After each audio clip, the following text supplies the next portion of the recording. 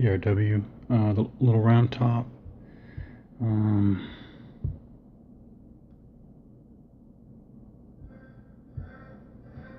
Game turn 2, Union player turn. So again, command point cost chart has all these functions that take command points. So we have move on the same level, move change a level, move 1 hex backwards, same level, move 1 hex backwards, change level, move 1 hex forward into rocky hex, same level, move 1 hex forward into rocky hex, change level. So those are obviously rock hexes there. Cross stone wall,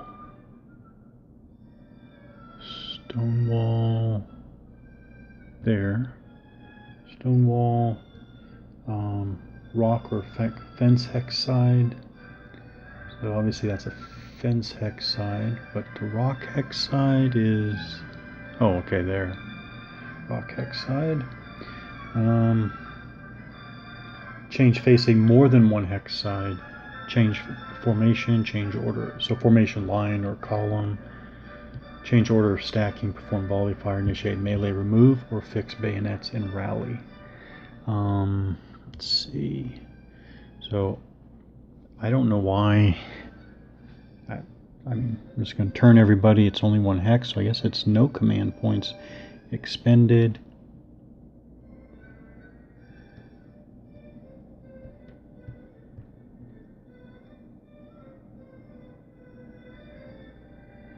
And then I'll do a quick look at facing.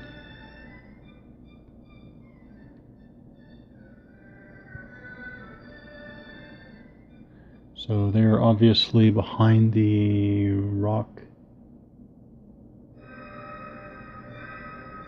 Or is that considered a stone? No, that's a stone wall. Okay, they're behind a stone wall. At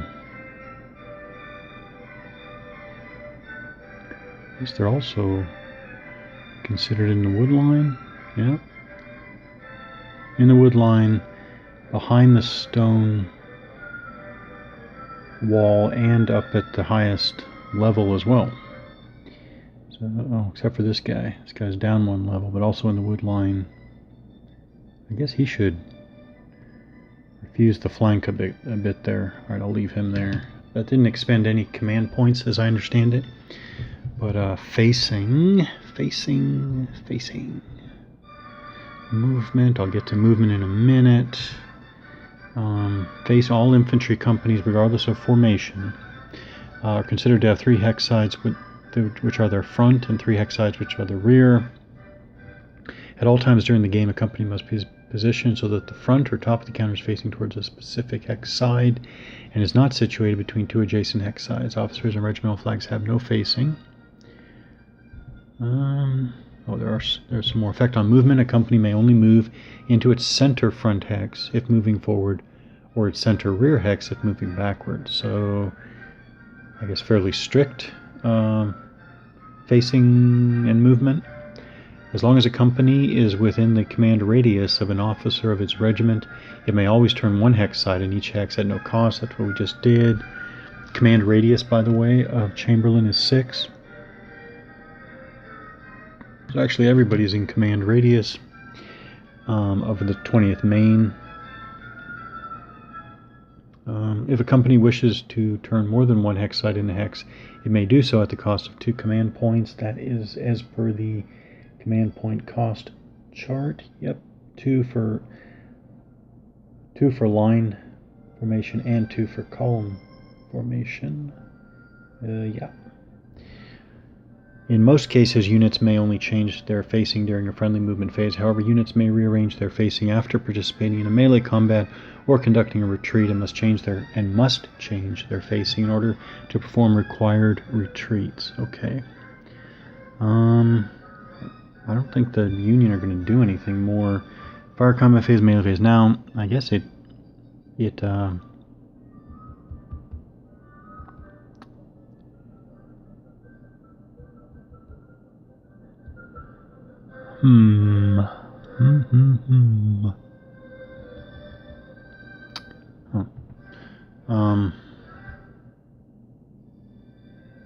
Line of sight. Line of sight. Probably under fire combat. Weapons ranges. Volley fire. Line of sight. The line of sight represents the unit's ability to see potential target. This is heavily wooded terrain. Allows a maximum line of sight of 3 hexes, 60 yards. Additionally, this loss may be blocked by the 5 elevation levels printed on the map or by the presence of other units. The loss is considered to be, okay, straight line, a unit tracing a loss to a hex at the same level as itself may see 3 hexes. A unit tracing a loss downhill, so the Union are looking downhill at the 4th Alabama, and there's a wood line. So a unit tracing a loss downhill to a hex at lower elevation may always see into the first hex. So I guess they can always see into the wood line there.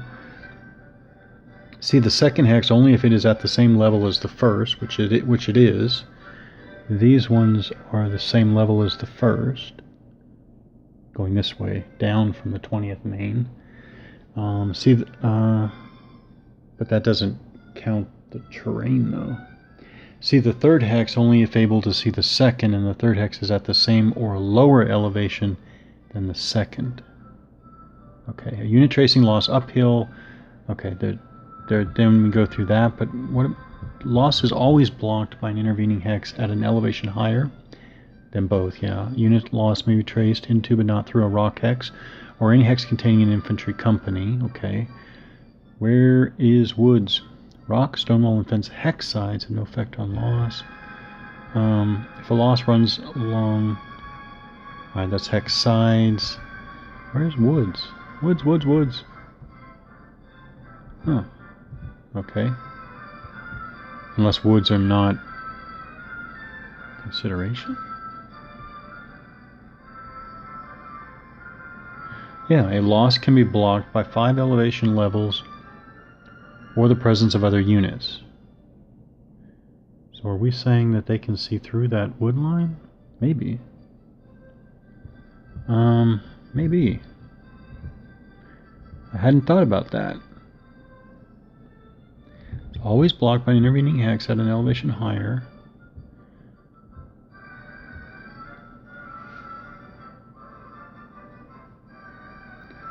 Huh.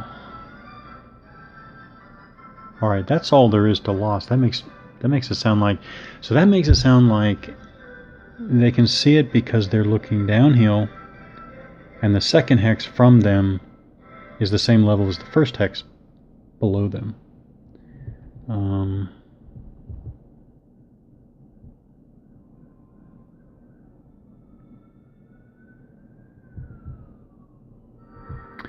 Yeah. Huh.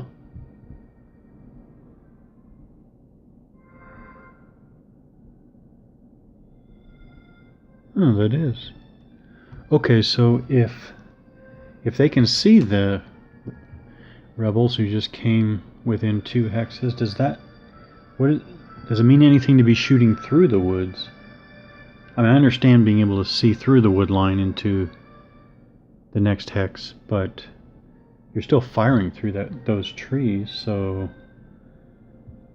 let's see, fire combat modifying effects.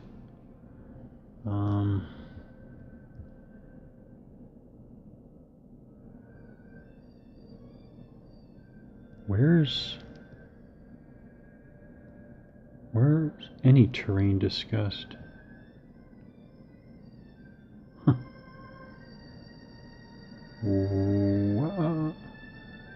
Huh.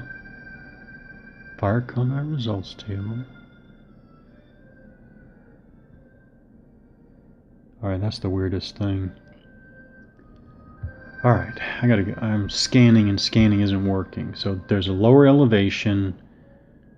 Defending unit is fired on through an adjacent stone wall, rock, or fence hex side. That helps them. Defending unit is in a rock hex. That helps them. Firing unit has an order to initiate assault. Defending unit is fired on by an enemy to 2 elevations lower than itself.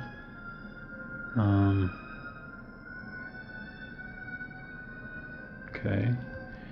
Column formation, rear hex side, initiate melee volley fire.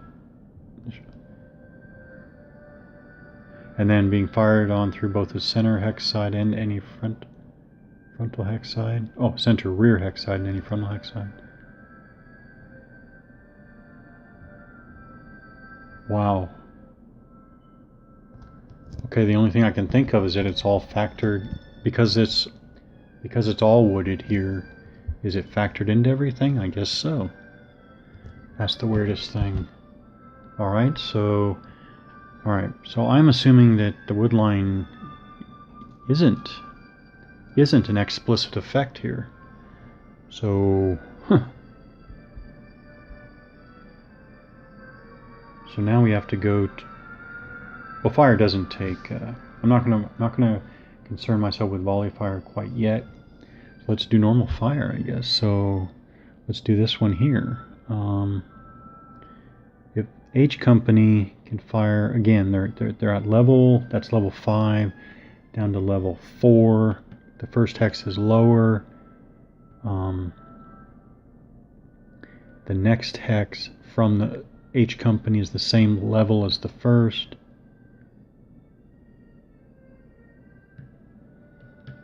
So the defending unit is fired on.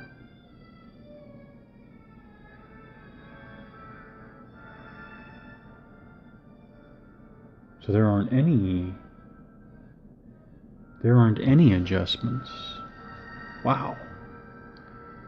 The range is 2 hexes, so there is a range chart where you have a multiple.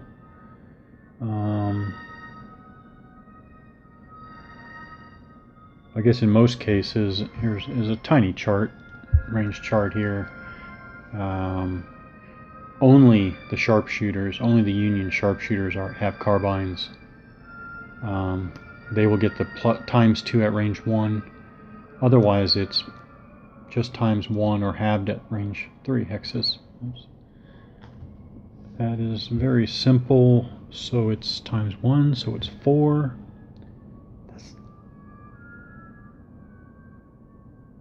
There's the fire combat results table. So they're on the 4 to 5 column. Roll 4, which is nothing. So I want a 1, 2, or 3 on that.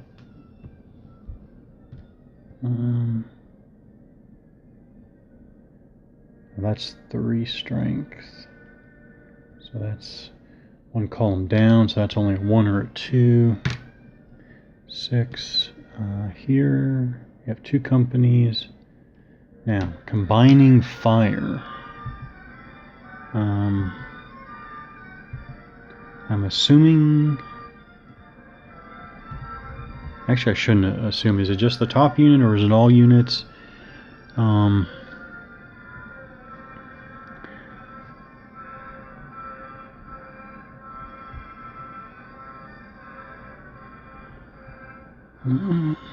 Attacking player totals number of strength points firing into the target hex. Column shifts. Yeah.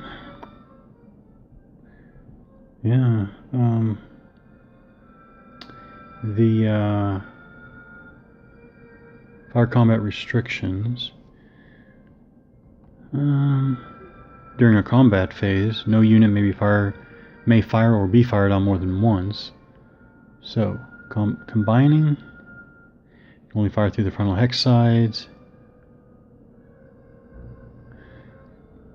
Have to be in line pretty much for the most part. Unless, oh, here it is. Unless engaging in volley fire, only the top unit in a stack may fire. So that is significant. So I'll start with this and get to volley fire. So that's 4. So I need a 1, 2, or 3. That's 6.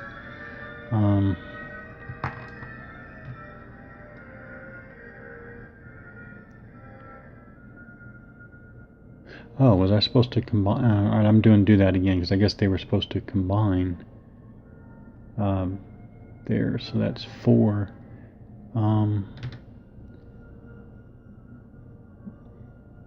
Yeah, now I need to get to 2 or more hexes. 2 or more companies in different hexes may combine their fire upon a single target as long as all firing units are the same regiment. Yes, they're the 20th Maine, and are all adjacent to the target unit and or each other. Okay, so they can combine. So that's 8. I'm going to redo that. So that's 8 to 10 column. 3, finally get something. 8 to 10 column is a 1. So company lose 1 strength point and must check morale. So let's check morale. So oh, and there are 2. All right. For now, I'll just assume that the top unit takes the hit. So they go from 3 down to 2 strength. Morale check. Fire combat results. Melee. Disorganization rally. Morale. Certain times in the game required to check morale. Procedure. When a company is required to check morale, the owning player must immediately make a die roll for that unit. 1. Is low good or bad? I guess low is good.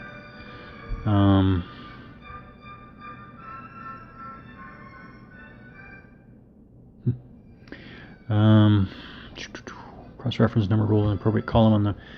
What is this? Die roll? Okay, morale rating. Okay. So is it B morale, 4th Alabama?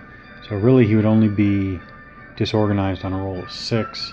Adjustments to company morale. Guess we'll get to that.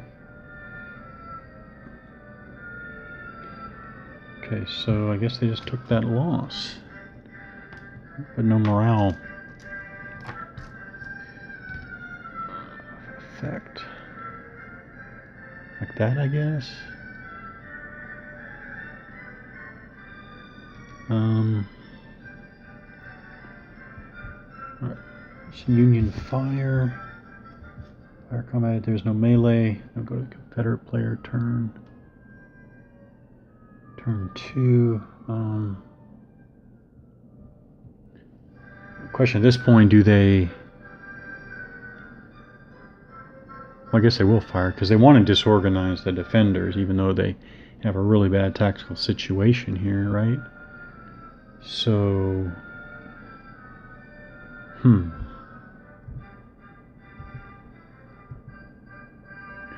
Let's see.